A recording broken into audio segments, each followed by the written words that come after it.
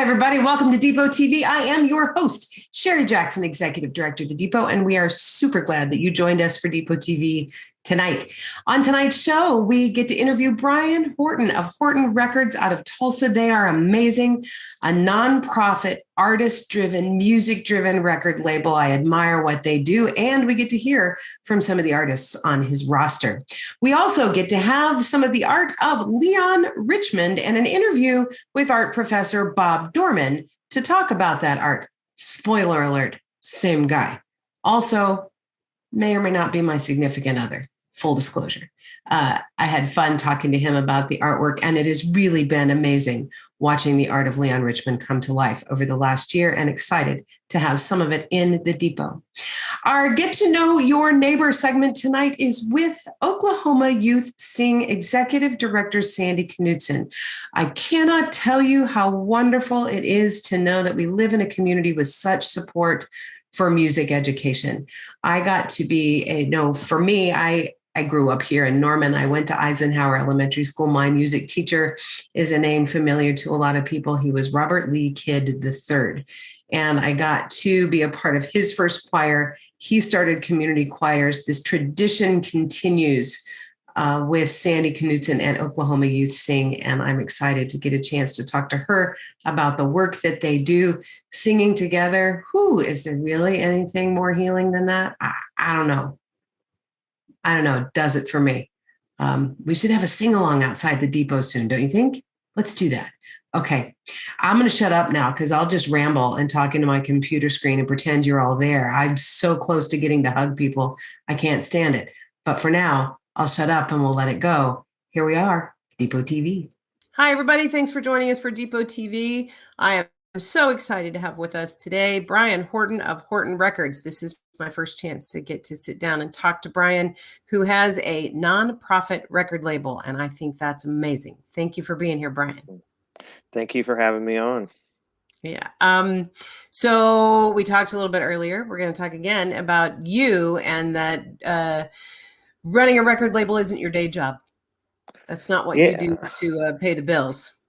No, it's I work full time in the energy industry, and I have since I graduated college. And the whole music thing, I'm just a music fan, music lover, and there was a point in time in my life where I really got out in the kind of the Oklahoma music community more as a fan, and just got to meet a lot of musicians, and found that a lot of people just needed some help getting organized, or maybe didn't have the funds or pieces of the puzzle to maybe record and release music. And one thing led to another, and next thing you know, we're helping people release albums and book shows and showcases and all kinds of stuff. And it just evolved into this nonprofit organization, probably formally about 10 years ago. And we've been, kind of functioning in that capacity for about 12 years, something like that. Wow. So it wasn't planned. It just kind of naturally grew out of being out in the music scene in Oklahoma and trying to help people out. I love it. I think it's amazing that you stepped into that space. I have been fortunate enough to be at several shows and showcases that Horton Records has put on. I've been in the Oklahoma room at Folk Alliance for a few years and seen the amazing work that you guys do. So was it, I love that it evolved organically. Did you start intentionally saying this is something we want to do for help, to help the artist and not become a for-profit? Was that an initial part of the discussion, or did that just evolve naturally? I think I was, I was working with other people as well, like Brian Fontaine, who's one of the main people with the McNally's group, and he was running the Colony in Tulsa at the time, and we kind of joined forces. I don't think there would be a Horton Records without him, but so it wasn't all, nothing's ever about yourself. It's usually other people involved, but through all of that, it was always focused on the musicians, and really the musicians approached me about formalizing Horton Records as a label. And I really didn't want to, I didn't even want to call it Horton Records or whatever. And they said, no, you should. And So we did. I wish it was called something like Tulsa Music Collective or Oklahoma Music Collective. It's not, but it's really the musicians that's, kind of pushed me to formalize it. And whenever we did that, I just said, look, we're going to be a nonprofit. We're not going to be for profit, because I'm not trying to make money off musicians that are already just trying to make, a basic living. So it kind of grew out of that. And the thing that I think is also most spectacular about what you've got there, and I do like that, I appreciate very much, you kind of like, I wish it was called something other than Horton Records. I like Tulsa Music Collective, but I do think it's important to honor the guy that started it. So, but when you look at the folks that have been represented by Horton Records, a thing that stands out for me is just how varied and diverse a group of musicians from so many different genres that you've got. Did you start in one place? Did you start with a certain genre of music or certain, group of musicians and grow from there? Or was it always kind of a all comers are welcome situation? Well, first of all, thank you for saying that, because that is always a goal and something that we're aware of, is the diverse nature of, the different musicians and pockets of music that we're trying to support, whether it's, to me, music starts with the style or the genre or the sound or whatever is how I think of diversity. But, in today's society, it goes well beyond that with, race and gender and et cetera, et cetera. So thank you for acknowledging that. It did start actually in, the mid 2000s. My oldest son had a band, a metalcore band, and I helped them put out a couple albums, and they were great. They were, a big part of the Tulsa music scene at the time. And so that's I have a metal background. My youngest son was in a band too, and we helped put their stuff out. But really, I mean, the first album formally kind of as Horton Records that we got behind was the Panda Resistance, and they're an all instrumental 3-piece. That's Bo Halford, Andrew Bones, and Clay Welch, and that was like Explosions in the Sky or Rat-a-Tat or Mogwai. It was instrumental indie rock kind of stuff, super cool. And that was the first album. Then the second one was Paul Benjamin Band, Something, their first album. And then we did a compilation which had all kinds of music. So I think we've tried to always support as much as we can, but we have such a high concentration of roots, Americana, blues, folk, songwriter stuff, that and it's all great quality around here in Oklahoma. So that's the majority of what we've released, but along the way there are more and more releases that are covering all kinds of different music across Oklahoma. Absolutely. I think that is one of the most exciting things. I also am lucky enough to get to work with the Norman Music Festival. And one of the things that's always amazing through the open call for bands is taking a look at the fact that when you do think of, and we do have a heavy, a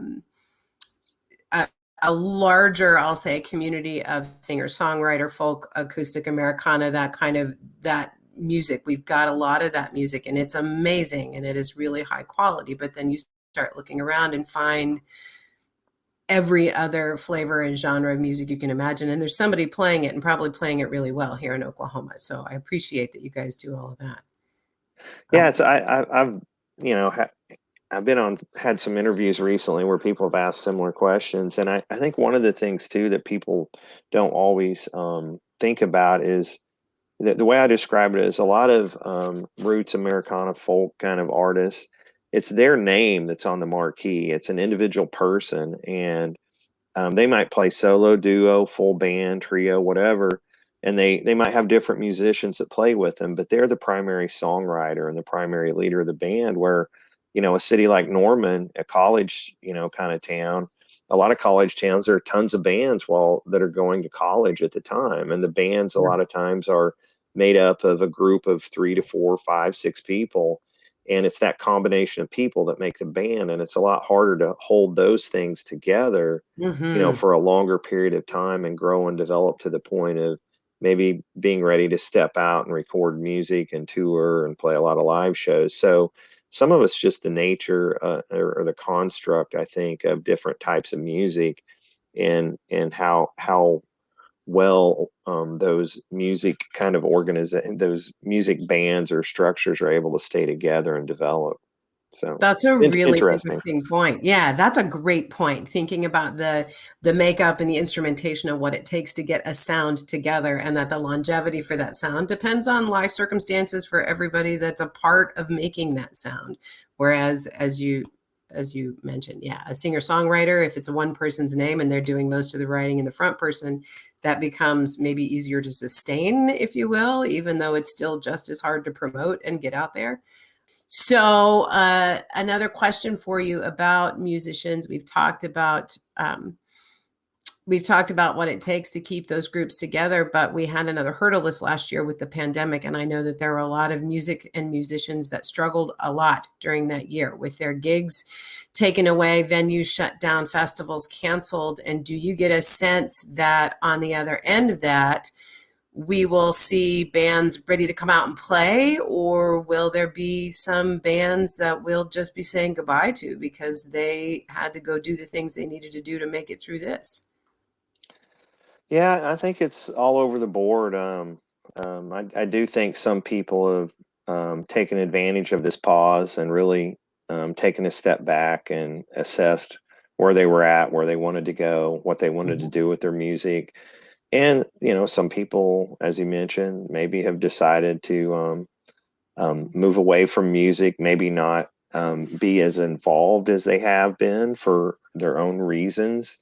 But Yeah. in general, I think there's definitely a pent up demand from the public, to go out. I mean, people are going to want to go out and see live music, and musicians that have kind of been on the sidelines are going to be Mhm. ready to play, and some of them are going to be, hopefully, I think, more focused and energetic and know what they're going for. And Mhm. I'm seeing a lot of outdoor late spring, summertime festivals and venues ramping up their booking. And I think there's just going to be a flurry of activity between now and year end. But it's been tough on all kinds of people. I think there is maybe a greater appreciation for the economy of music and Yes. the impact that it has, because it's not just musicians, it's venues and all the gig workers and the sound engineers and all the Right. people connected, service industry people that are serving drinks and food, graphic designers, Mhm. videographers, photographers.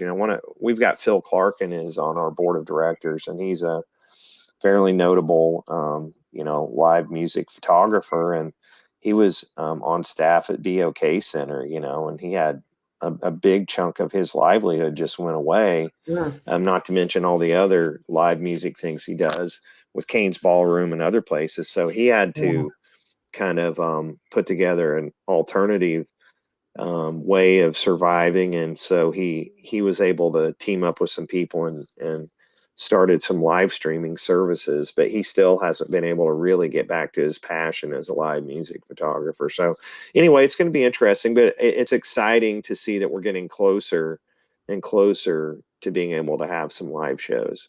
Oh, I'm so excited about it. I love watching the ramp up. I love it every time somebody I know posts a picture of themselves getting their shot. It just Yeah. thrills me to pieces because I think you're right. I'm hoping, I had some friends and we were doing some reading over the early days of the pandemic and realized that the roaring 20s and all of the amazing creative expression that happened 100 years ago wasn't just the end of World War I, it was the end of a pandemic as well. And people had been cooped up. And when they finally got out, it got kind of wonderful. And I'm hopeful that we get to see a bit of that. Yeah, and hopefully we don't have a Great Depression looming either. Yeah. A Yeah, let's hundred not, years man. later. Man, I mean, musicians know how to do a lot with a really little, but we Yeah. come on now. It's the Yeah. time for us to all, pull together and appreciate what music and art and musicians and those kind of things do for your community. I love that you said that. I appreciate that so much because we do, you know, I know you do as well. As someone who works with a nonprofit organization, sometimes it's tough to make the case for just how much the arts economy impacts the entire economy. And Absolutely. hopefully we've had a little bit of that lesson learned up close and personal over the last year. Yeah, I agree. Mm. But we'll see. human beings tend to have short memories. Hopefully this is a more sustainable appreciation, and we'll have to keep working really hard to make sure that, if you're in the arts and you're passionate about it, you do sometimes have to work double time to keep it in the forefront of people's minds. And but hopefully we've learned some things in this last year. There's a recent study with the Tulsa Film and Music Office, where they were able to quantify some of the economic impact of the Tulsa music community. And I think that study is going to probably be leveraged across the state. It's not just a Tulsa thing, but across the state. And I think we're going to get more and more people's attention around what a economic generator the music community really is for the state. And that could lead to a lot of really great things happening. Yes, I really hope so. I agree. Well, before I let you go, let's talk about musicians. I know that you're going to get us some music. We get to air some music from Horton Records roster. Who's got new stuff coming out? Who's working? Oh man, everybody is. It's like we've got, I think we've got 14 albums that are scheduled to try to be released by the end of the year. So, and more people hitting us up all the time. But we take on what we can effectively manage on behalf of people. Saw Guy had a new album come out at the end of January, and that's a kind of a new full band project with Jared Tyler, Jake Lynn, Seth Lee Jones, and Casey Van Beek. And we're going to share one of the videos with you. It's a live performance from their album release live stream that hasn't been seen anywhere. So that'll be something you'll get to see. And then Jesse Acock's got a new album coming out on April 16th, and we're going to share one of those videos with you guys. Then we're going to share some more videos from some live streaming activity that we've had in the last year that hasn't been seen before. And we thought that this would be a fun place to kind of premiere some of that footage. But we've got albums from Pilgrim, which is Bo Roberson, and they recorded that album at Leon Russell's old Grand Lake studio at the end of the Back to Paradise session. And, John Fulbright's on it, Jesse Acock, Stephen Lee. It's a great record. We've got Seth Lee Jones has a new record. Ken Pomeroy is scheduled to go in the studio. We're excited about that. Cassie Latshaw has a record. Brad Absher, BC and the Big Rig, Brandon Clark, they've got an album coming. It's just one thing after the other. That Chris Blevins and Chloe Beth have an album, then Chris Blevins has another album scheduled. It's a lot of different music. One of the projects, I could go on and on, but another one that's kind of cool is it used to be Tom Skinner's Science Project, and unfortunately we lost Tom a few years back. But Science Project continues on with Don Morris being the lead of that, and he was there all those years with Tom. And the Science Project album will be coming out, and it's got all kinds of guest musicians, and it's a lot of Don Morris songs, and all the people that have played in Science Project and stuff are on it. So it's really great to, during the pandemic, have a way to go in the studio and capture and document, some real historic Oklahoma material from, some figures like Don Morris. So anyway, lots of stuff coming. We're real excited, and that's wonderful. We'll deliver everything we can. It's awesome. Brian, thank you so much for chatting with us today. I'm so glad we got a chance to sit down. Anytime you got any idea for how the Depot can be of service, you just shout and let us know, and we'll be there. Well, thank you guys. I appreciate you inviting me on the show, and look forward to doing this again maybe sometime. Love it. So Horton Records, if people want to support, is it hortonrecords.com? It's hortonrecords.org. .org, of course. It's a nonprofit. Yeah. And so, there's a little donate button there, but we're doing showcase events and things all the time. So we're looking at stepping out and trying to do some larger scale events maybe in the fall. And there are always, opportunities to make donations or and those funds go directly to the musicians to help them with recording or tour support or whatever it is. But one thing that I always share with people about supporting, your music community, it's buy their merchandise, go out to a show, That's it. join a live stream, tip the band, tell a friend about the music if you like it, share that music and spread the word. So much happens on a person to person, basis, that human connection with music, and a music community and a music scene thrives whenever people are prideful. And I think we are in Oklahoma. We're very prideful, proud of our music community, and sharing that with others is a great way to support it. I couldn't agree more. And I thank you for bringing that up. So go to hortonrecords.org, look at all those bands, buy some merch. Yeah. They're playing, go support, tip the band if you're watching a live stream. We encourage you to do that here on Depot TV as well. Thanks, Brian. Thanks for all of it. Thanks for loving music. Thanks for helping uplift all of the Oklahoma voices you guys do through Horton Records. We really appreciate you. Thank you. Good to see you all. That's Chat with Brian Horton, everybody. Stay with us. We'll be back for more Depot TV. Hi, guys. It's me, Sherry. And guess what this is? It's a commercial. Actually, it's a commercial for commercials. We have time on Depot TV and space, and we need some partners to help support Depot TV and keep it going.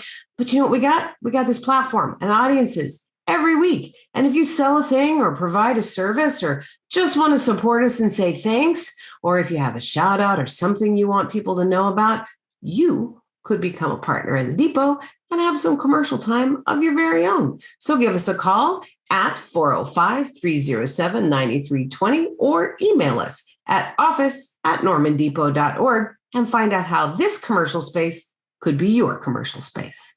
Thanks.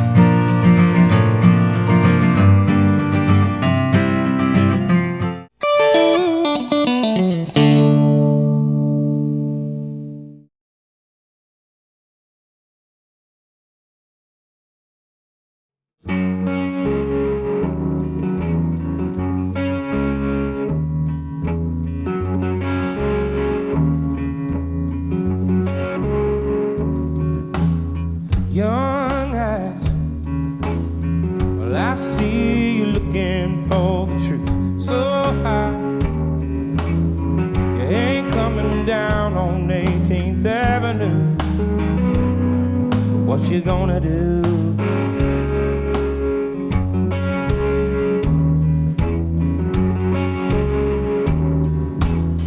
A cold night for holding a bucket full of lead.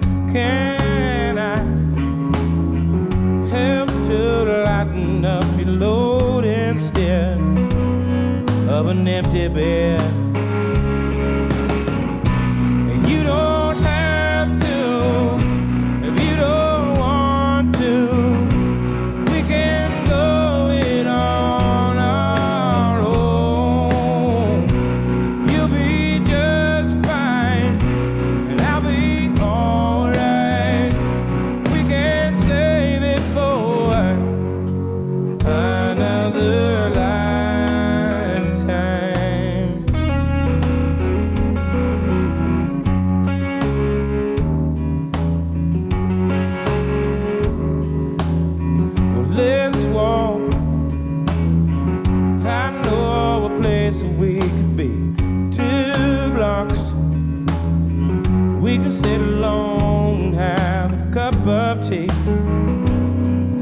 get off these streets.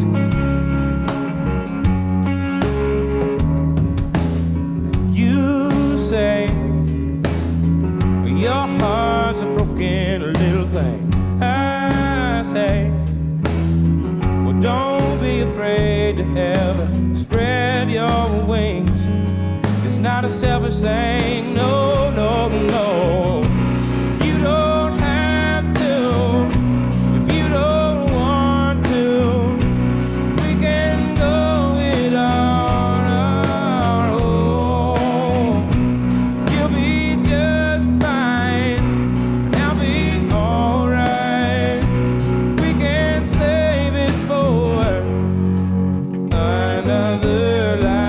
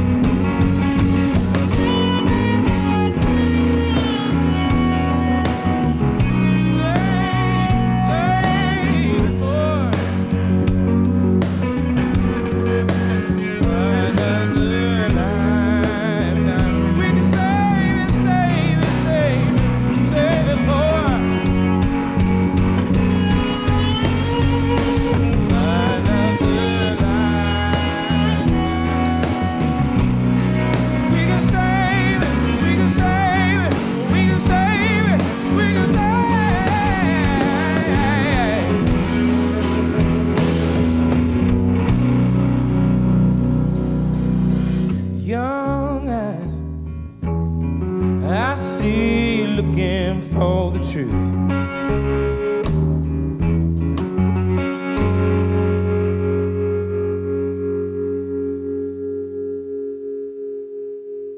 Thank y'all. We'll be right back.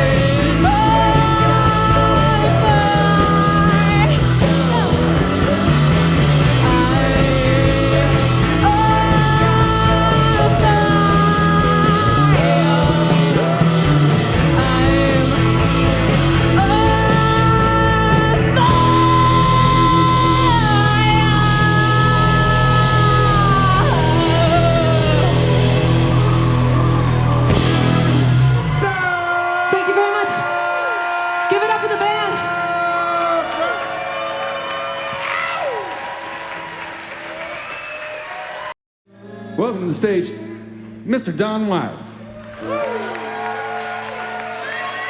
I want to do a tune of his I picked out for the record called Hell of a Deal.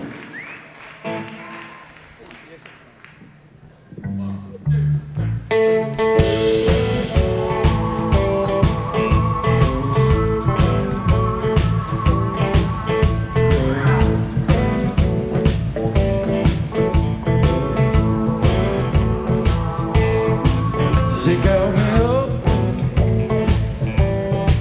She said, come over. I'm all alone and way too sober. I got the wine, so leave this man up. The hot tub's ready, and I'll be in it. And if you catch a treat like that, man, it's a steal. And if you get what you want, it's a hell of a deal. Come on in here, Don. I bought a ticket to see the Southern Swing. I paid $500 just to hear him play.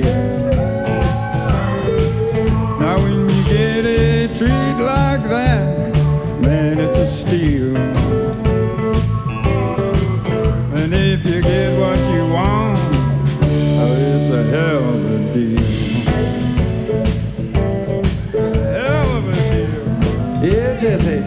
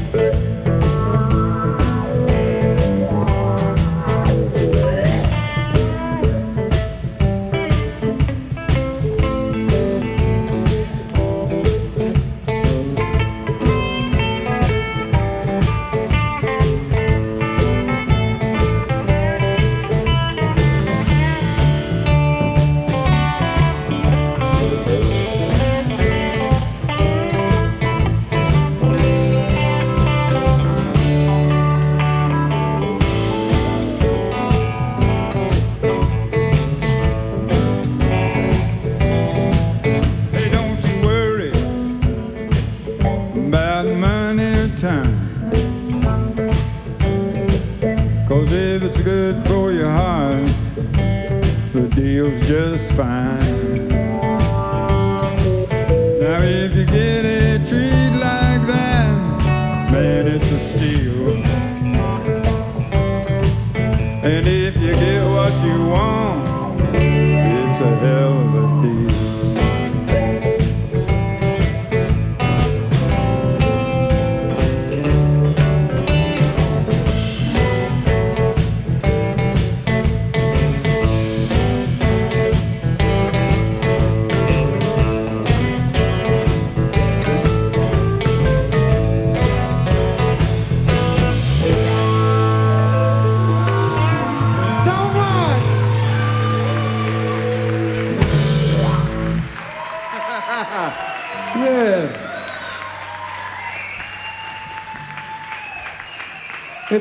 If you're wondering how that came together, having Don White on stage with us, well, we were just getting ready for the show here, and we just wrapped rehearsal, and then who comes through the back door canes? Well, it's Don White.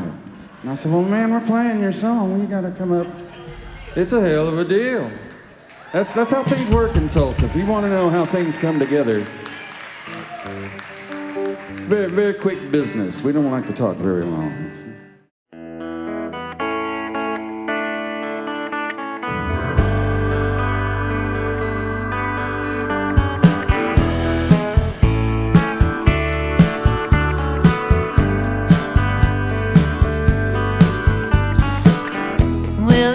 just my luck to be running from another town.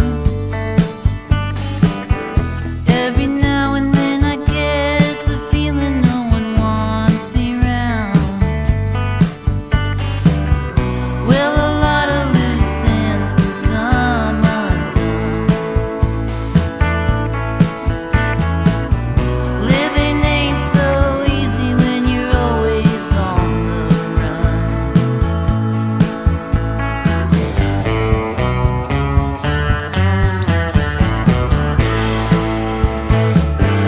Living under the gun, under the gun, under the gun.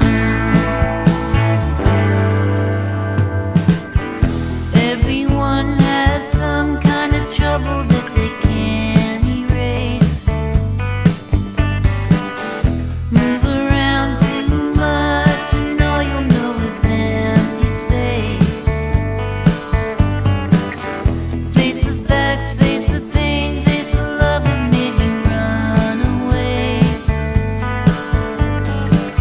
See the light that surrounds you each and every other day.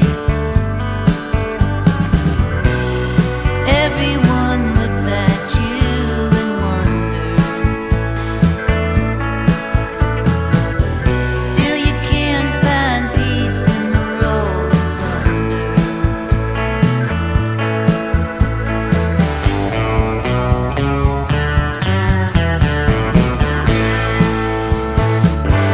When you're under the gun, living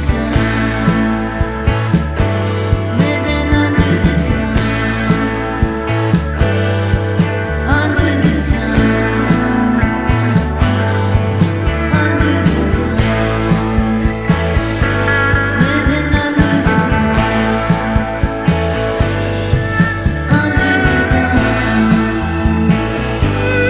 living under the gun, under the gun, living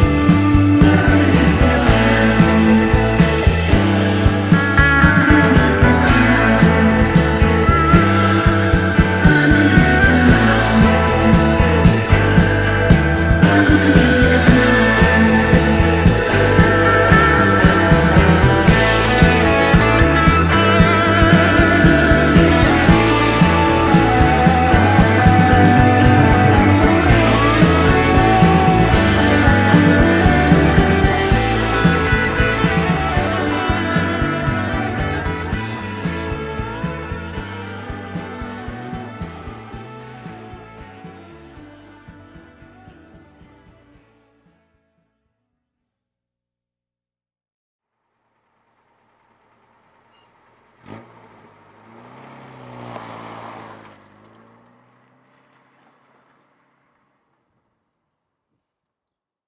Hi, guys. It's me, Sherry. And guess what this is? It's a commercial. Actually, it's a commercial for commercials. We have time on Depot TV and space, and we need some partners to help support Depot TV and keep it going. But you know what we got? We got this platform and audiences every week. And if you sell a thing or provide a service or just want to support us and say thanks, or if you have a shout out or something you want people to know about, you could become a partner in the Depot and have some commercial time of your very own. So give us a call at 405-307-9320 or email us at office@normandepot.org and find out how this commercial space could be your commercial space. Thanks.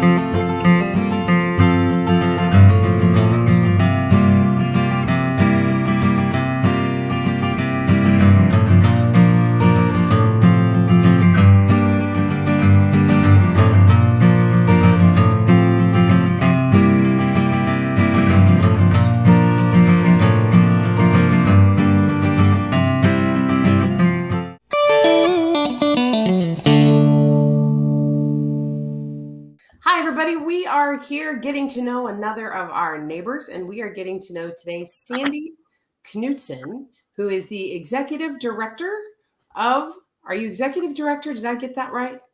Administrative and artistic director. Administrative and artistic director. Thank you very much for correcting me. We at nonprofits, sometimes we have variations to the way we frame our titles. Of Oklahoma Youth Sings. And I'm so excited that you're here. Thanks for joining us. Well, thank you for having me.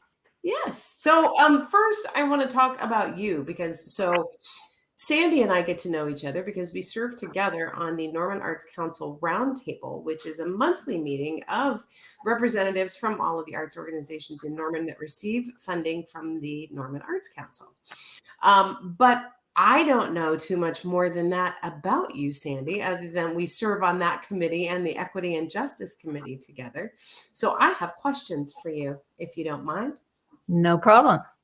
So one of the things, and I do this sometimes at the beginning of people's interviews, are you a born and raised Normanite or are you a transplant Normanite? I'm a transplant. I was born and raised in Missouri and came to Oklahoma and got my master's degree at University of Oklahoma, which brought me to Norman. And shortly thereafter, I started working for Norman Public Schools, and I was at Adams Elementary for 26 years in the same classroom. Wow. Were you teaching music? I was teaching elementary music. That's fantastic. Yes, I had 4 years of teaching in various places before that, but I ended up making Adams my home. Mm-hmm. And at the end of my career, I was teaching children of former students. So, wow. Yeah. Wow. And then you went, maybe I'm done. So did you retired from teaching at Adams? Yes, but and then how did you get involved with Oklahoma Youth Sings? Well, I've kind of had a 3-strand thing going on because when I moved to Norman, I also got my Kodai certification at the University of Oklahoma, and very shortly thereafter started teaching in the summer certification program at OU. So I've had during that time teaching every summer, teaching teachers. I had 26 different student teachers come through my classroom that I trained. And I also started with Norman Children's Chorus in 1992 as a music. I taught musicianship, but I've been involved with it since 1992 and became the artistic director in 1999 and just recently became the administrative director in 2015 or something. So right. Amazing. So, well, then tell us about the work of what was a Norman Children's Chorus, but now Oklahoma Youth Sings. Well, we provide a community forum for children who love to sing. And the nice thing about Norman is Norman has a very healthy music education system. And there are honor choirs at every elementary school, and middle school and high school programs are fantastic. We have had children participate from Washington, Purcell, Noble, Moore, but we are a community setting for 3rd through 8th grade, but we've just recently, the reason we rebranded to Oklahoma Youth Sing is because we added changed voices and high school women. Oh, that's great. So all of them are alums of our program except for one. And we're just really excited that we have changed from identifying just with children to identifying with youth. I love that. So a question, do you find that are most of the kids that are involved with Oklahoma Youth Sings very active in their choirs at their individual schools, or do some come to you with like no experience being in a choir whatsoever? We have both. And then we also have students who are homeschooled, who are looking for a place to have a music experience. We also, many of our kids are in orchestra or band and maybe are taking other electives and can't take vocal music at school. So this gives them their vocal music outlet. So We have a huge range. I love that. You know, I'm sure you've heard of, or maybe you knew Robert Lee Kidd III, Absolutely. music teacher at Eisenhower Elementary School. And when he started his first choir there, I was in it. Fantastic. And I think there's something very special. I don't know, maybe you can elaborate because I'm sure you see it. There's something very special about the cooperative nature of making music together in a choir and what it does for everybody that kind of bonds together and becomes a part of that. One of our mission statements is we're building community one song at a time. Oh. And my first year in Norman, I actually had the privilege of working with Bob Kidd at Eisenhower. I was there in the mornings, and then I drove to Cleveland in the afternoons. And Nice. we have 2 full scholarships in honor of Robert Lee Kidd III that his wife has donated every year to our scholarships. So That's wonderful. That's wonderful. I love it. He was a great music teacher. He was terrific and did a lot for music education in the state. So I know that you've just got a new website going, and I know that you have some new things in the works. So please tell us about those. They're really exciting. I think so too. We have a new logo. I think you can see part of it on my t-shirt here. Oklahoma Youth Sing. Looks So great. it can be OY Sing or just Sing. Uh-huh. And we have hired Chase Spivey to help us with social media. So we've updated a Facebook page. We have Instagram now. And our new website is oysing.org.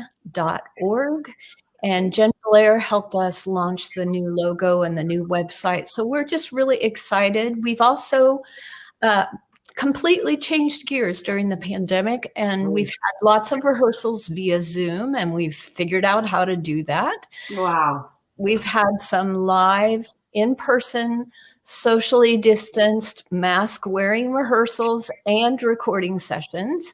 Mm-hmm. And we did a video project in December, and our next video project is coming out April 5th, and it's called Hopes and Dreams. So we're just singing great. One of the pieces is If Wishes Had Wings, and another one is I Sing Because I'm Happy. And we have some great music coming your way, and then the students have contributed pictures and video clips and reflections to incorporate into our video project. Well, I love that. If we can help you with that in any way, if you have clips you want to share with us, we would happily share them with everybody. When your video project is finished, where can people see it? We will have links on we will be sending out links to anybody who's interested. So we're not, we will have a YouTube link that you can access. So we will spread the word. All right. So everybody check out Oklahoma Youth Sings on Facebook, Instagram, and go check out their new website. Sandy, thank you so much for coming by to tell us about this. I love music education. I think working with a choir or a band, even a rock and roll band or a classical band, it doesn't matter. But working together and making music is an important part of being a good human. So I appreciate the work that you do. Thank you so much. Mm-hmm. Yeah, thanks for being here. All right, everybody. Sandy Knudson with Oklahoma Youth Sings. We'll be back in a minute with more Depot TV. Bye. Hi, guys. It's me, Sherry. And guess what this is? It's a commercial. Actually, it's a commercial for commercials. We have time on Depot TV and space, and we need some partners to help support Depot TV and keep it going. But you know what we got? We got this platform and audiences every week. And if you sell a thing or provide a service or just want to support us and say thanks, or if you have a shout out or something you want people to know about, you could become a partner in the Depot and have some commercial time of your very own. So give us a call at 405-307-9320 or email us at office@normandepot.org and find out how this commercial space could be your commercial space. Thanks.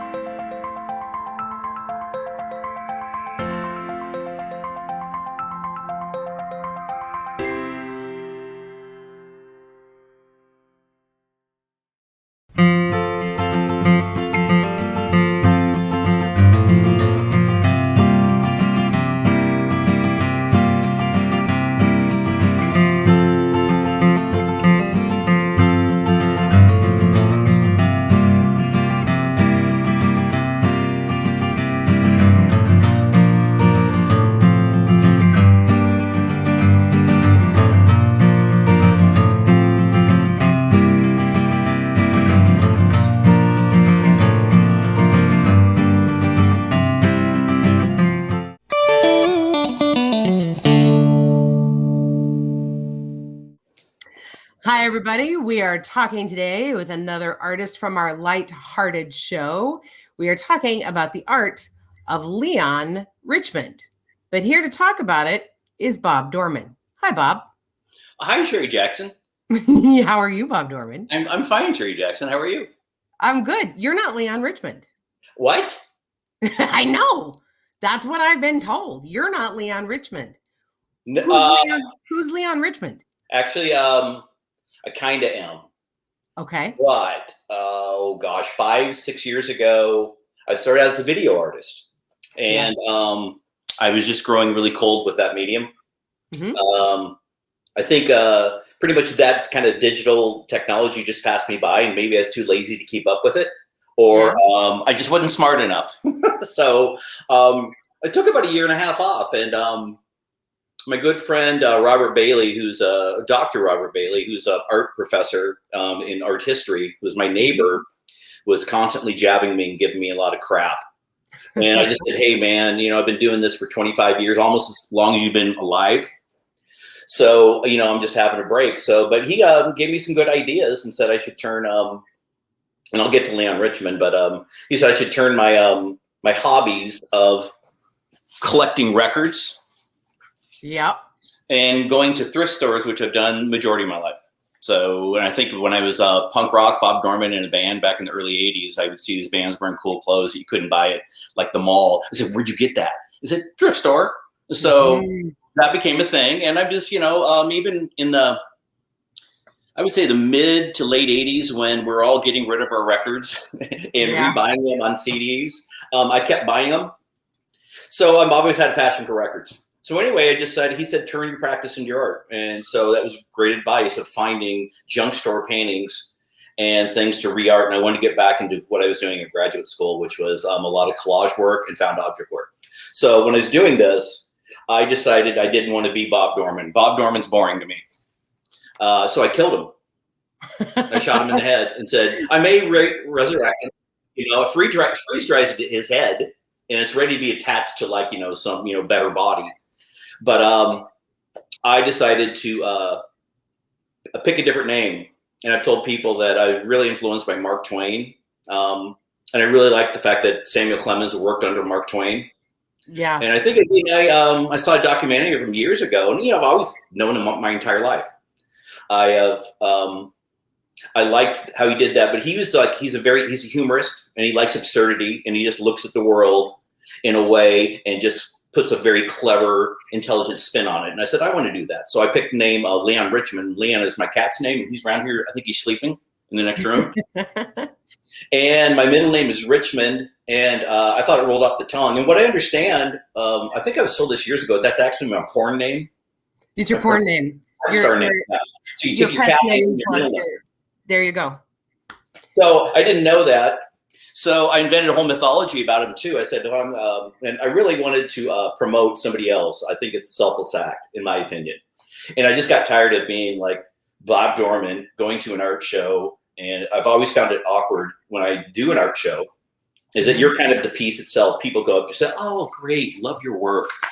And I just find that really awkward. So I wanted to even have somebody maybe impersonate Leon Richmond, because I just didn't want to be part of that. So it's really dropping the ego.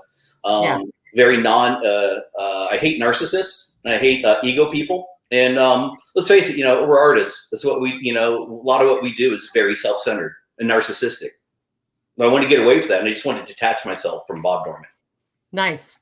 Well, so Bob Dohrmann, you say your friend Robert Bailey and grad school. I think we should probably let people in on the secret that you actually do this for a living. You are a professor of art at the University of Oklahoma. And that's the day job part. And then the part of you that is the artist is somebody else out there in the world. Yeah. And that Leon Richmond's not the first time you've done that. You did it before with a project that you did in conjunction with the Science Museum Oklahoma. Right. Yeah, for several years I worked on that piece called Davis and Grant Genetics. Yeah, I loved it very much. I thought it was very interesting. It was a web-based satirical art piece of a genetics company. And tell us how you set that up at the museum. Well, I worked on it for many, many years, and I presented it first at Main Site Gallery. Just a really kind of very simple way. I had a video going, some pictures, and I decided just to build this this mythology up, and it kind of accumulated at the Science Museum, where I had basically an installation. I had a table, giant screen connected to the internet. I had pamphlets. I had giant placards of things, and they were nice enough to give me some money to print and make some of that stuff. Yeah. But it was basically, I read a book about genetics, and I don't pretend to wrap my brain around genetics at all.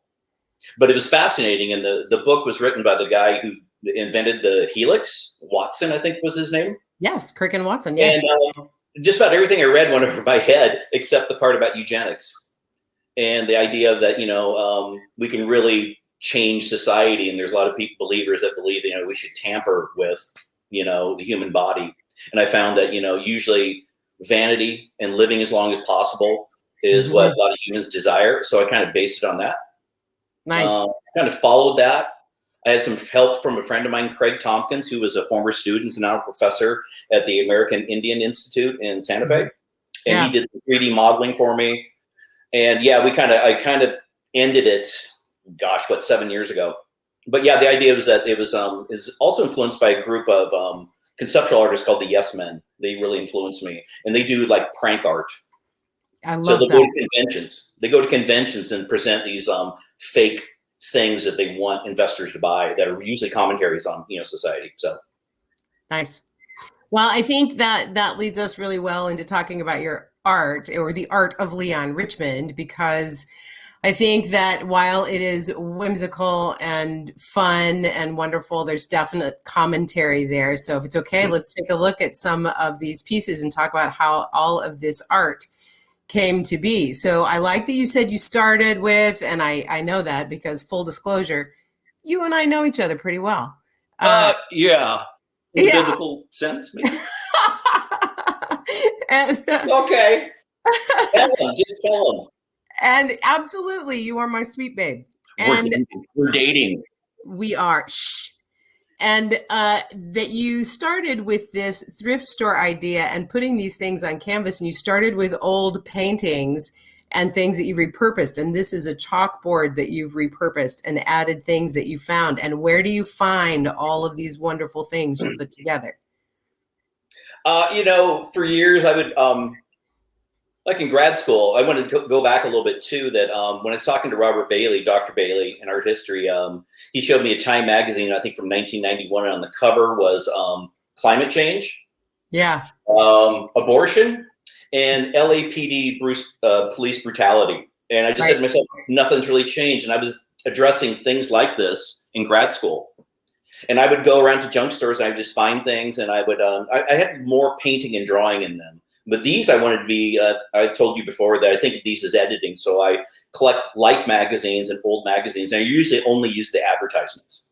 Right. But I just find a painting or a shadow box or a chalkboard, and I just lay it out and just react to it. So it's just basically going to Oklahoma City on my route to like the 20 thrift stores between Del City and all the way down to Norman once a week. I've done it, for years, but like this one right here, I remember this. I found this in Moore. We were together when we found this. I found this in Moore, and it'd been there for like a month. I walked by it. That is ugly. Yeah, hold on just a second. I don't know if you can, Kyle, but if you can go back to that last image and we could pause for a second. Yeah, that one right there. Let's talk about that for a minute, because we did find this one together and you were looking at these. I remember these clocks in the 70s and early 80s. In every kitchen in America, there were these shadow box clocks with some idyllic image in the background or some silly image with etched things on the front. And you found this one and said, it's really ugly, and look what you've done to it. Yeah, it made it uglier? No, I think it's fantastic. I really like this piece. If I remember right, it was half price day. And I've been working on paintings. And I was envisioning doing some books and some things like that, but I dropped the books idea. They're just laborious. They take like 3 months to fill in a book. And I just said, I don't think galleries would probably touch that. But I walked by this for like a month and going, phew. And it's half off. And I was like, why not? and I just cracked it open and cleaned it up, and it just usually starts with like, an image. An image will just kick it off, like the guy in the middle, the puppet master, the businessman, and the cocktail white people. So I use exclusively white privilege images, and from these magazines, what I really found out, what I grew up with, is trying to be sold culture, sold like this whiteness, sold a middle class, that you can have it too. And that's why I like going to junk stores, because it's like a graveyard. To me, it's like a museum going to a thrift store. And whenever I'm out of town, whether it be in Colorado or I go back home to Washington State, I just love going into a new thrift store. It's like experiencing like new things. They're graveyards, but to me, it's like, it's fun picking. So they just kick off and I just connect dots. It's like editing, like I did for my videos. So not like a comic book sequence or like a linear, like a pretty much, beginning, middle, and end. But, I just they just kind of kick off each other, and then they just kind of just build to the point. And it's just, a lot of the work is just going through the boxes and boxes of collaging that I have. I just throw them all out and say, maybe, ooh, I like this. And then I just start connecting dots. And then it comes up with Lake Sentinel fishing trip. Which is beautiful. And Kyle, if you wanted to continue with the video, I think we could. You did paintings, those big cardboard paintings that everybody used to have over their sofa, and you've taken those and changed them, the shadow box clocks. And here we see all of your love of albums come to bear, because you've taken these albums, and like, we want to pause on this one for a second, because this one has become one of my favorites. The American super singer, Your Face Sounds Familiar. So what did you start doing when you started playing with albums? I was making, well, when I get them, and look what I found, a signed Guest Room Records, signed Conway Twitty. Worth about $25 a day. Yes. His, that's 85. He might be living in Norman at that time. Yeah. But anyway, so I find pictures, like I get what I call like easy listening. And just like I would call like the rungs of like the dollar bin.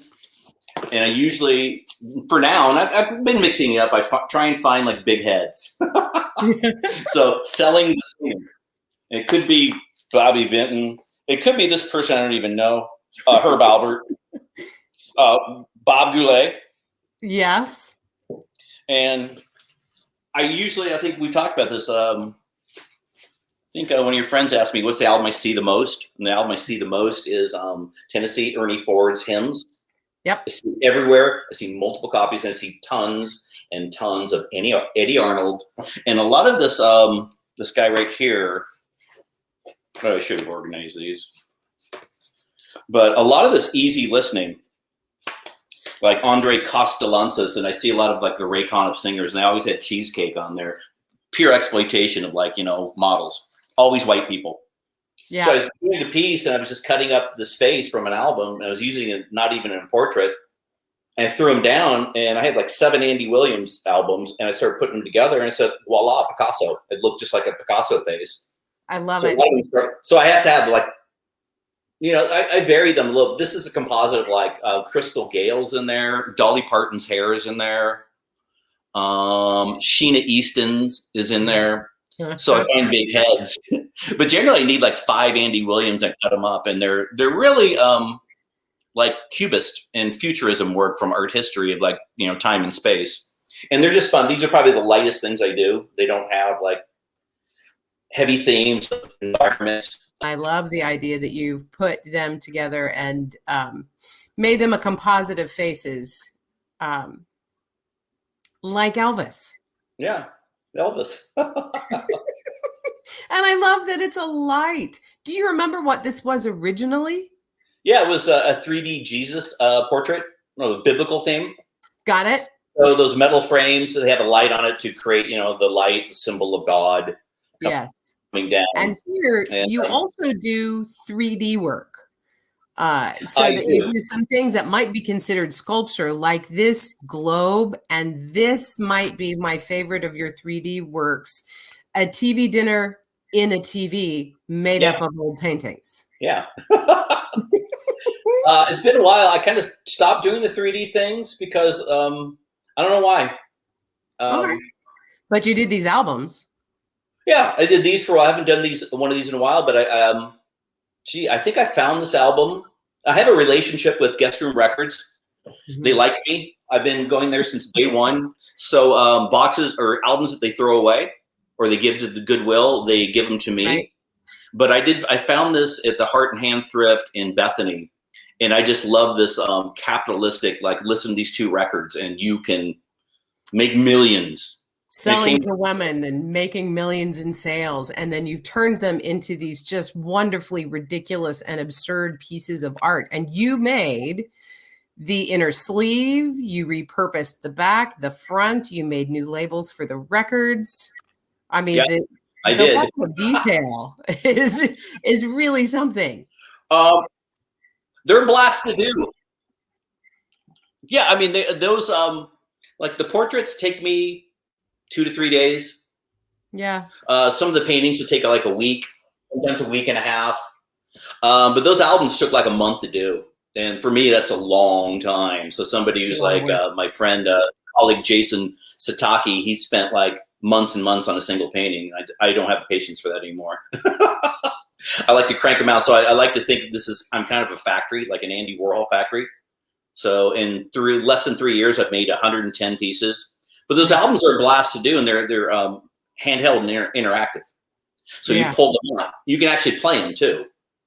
So and they have what's on there. So I redesigned everything about it. They came with a 12-page booklet, which I collaged into and digitized. But I've tried to a couple galleries. The gallery just was in.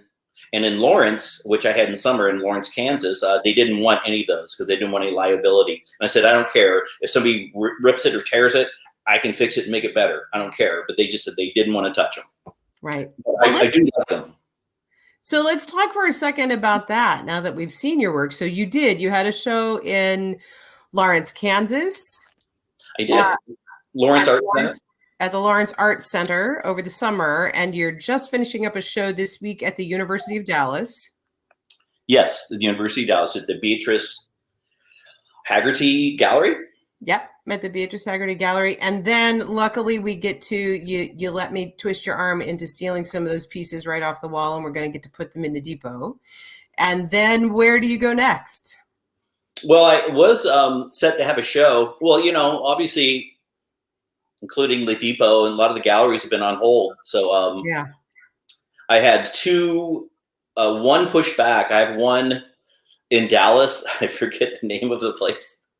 But that it was supposed to have been last September, but they pushed it back. So I'm doing this September. Yeah. And it's a cultural center. And sorry, I can't remember the name. And then I was supposed to have one at the main library in Kansas City, which is in Kansas, not in Missouri, but it's the main library for the whole city. I was real excited about that. They're not open, so that got pushed back. Right. And then I'm going to the Octagon, which is a nonprofit arts performance art center, very much like Lawrence, in July in Ames, Iowa. Nice. So, and I was on sabbatical last semester, and I applied for probably 25 shows. I haven't heard boo from any of them. So I really, I've applied for a lot of things, and I think really the pandemic has just really put the brakes on. So hopefully that will get, come around to me. So. Yeah. Well, thanks. I really appreciate you being here. I'm so glad we get to have some of your art in the depot. I think the Lighthearted show is a real change of pace for us, and will be something really exciting to have this sort of whimsical and weird and contemporary, but really, as we said, still highly skilled art on the walls of the depot. And thanks for being a part of it. And thanks for spending some time here with me today, sweet babe. Well, thanks for having me. Thanks for having me on Depot TV. And say goodbye, Gary. Well, goodbye, everybody. Leon, your art is awesome. Well, thank you very much. Appreciate that. So get the hell out of here. So. All right, everybody. You can see the art of Leon Richmond, aka Bob Dohrmann, at the Lighthearted show through April 30th at the Depot. And you can see all of his pieces at leonrichmondart.com. Thanks, Bob. Bye. Bye. Hi, guys. it's me, Sherry. And guess what this is? It's a commercial. Actually, it's a commercial for commercials. We have time on Depot TV and space, and we need some partners to help support Depot TV and keep it going. But you know what we got? We got this platform and audiences every week. And if you sell a thing or provide a service or just want to support us and say thanks, or if you have a shout out or something you want people to know about, you could become a partner in the Depot and have some commercial time of your very own. So give us a call at 405-307-9320 or email us at office@normandepot.org and find out how this commercial space could be your commercial space. Thanks.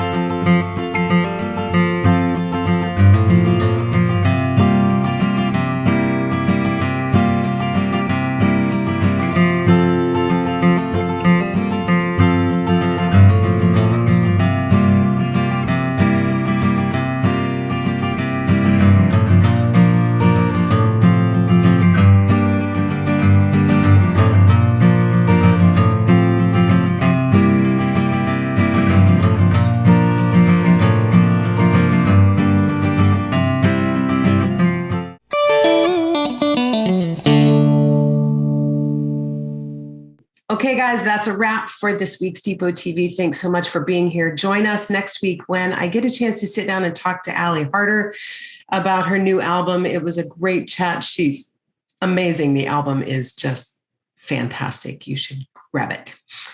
We also get to sit down with Jennifer Robertson and talk about her masks that are a part of the Lighthearted exhibit at the Depot right now through May 1st. Come take a look. It's wonderful. And we get to do an interview with dancers that are a part of a collaboration with World Literature Today, producing a dance production titled I Dream of Greenwood. That is a part of World Literature Today's special issue commemorating the Tulsa Race Massacre. And we will be holding a screening of that dance production with a chat by the choreographers and dancers on April 9th outside the Depot. All right, that's it. Thanks very much. Thank you to all the sponsors. Thank you to all the people that help make this happen. You could be one of those people for as little as $5 a month at normandepot.org. You can join. Come join the fun. Help us out. And if there's anything you'd like to see on Depot TV, let us know. Email us at office@normandepot.org. Have a great week, everybody. We'll see you next Sunday. Bye.